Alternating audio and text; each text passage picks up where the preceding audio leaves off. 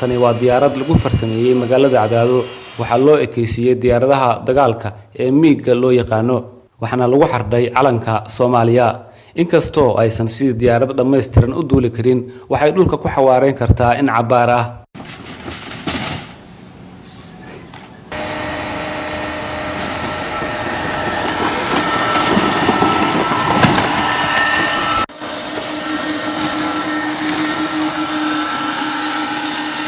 أحمد عمر سهل أو كم قعدير أحمد دبلة وهندسها دياردان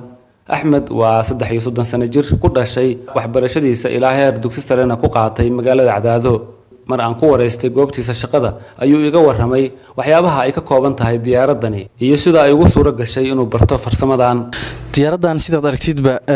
وحش ذا العون ما يصو مطار ملء دياردان all electronic waxay ku shaqeynaysaa ku socota waa system electronic ah ee dab DC ah qaybta DC ga leeyahay bateriyaal isticmaasha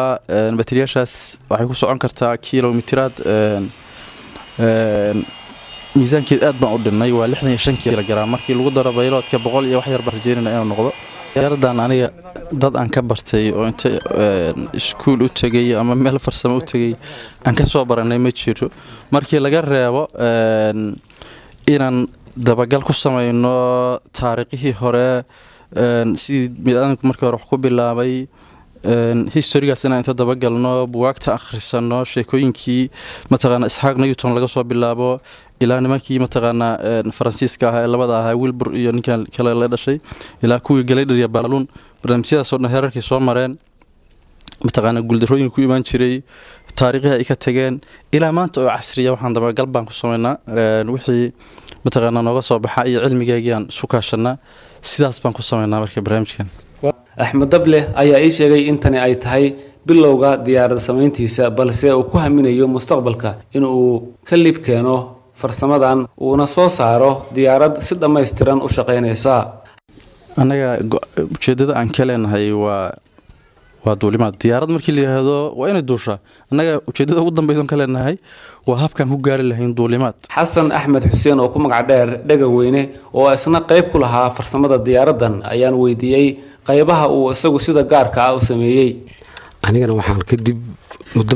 dadaal badan kadib waxaan markii dambe isku dayay inaan systemkan sameeyo qaabka qaybaha tubooyinka iyo alxanka ku saabsan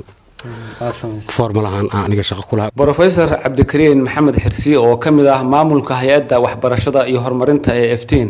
ayaan kula kulmay goobta lagu soo bandhigay diyaaradan wuxuuna aad ula dhacay hal abuurkan runtii aad ugu farxay aad iyo aad ugu farxay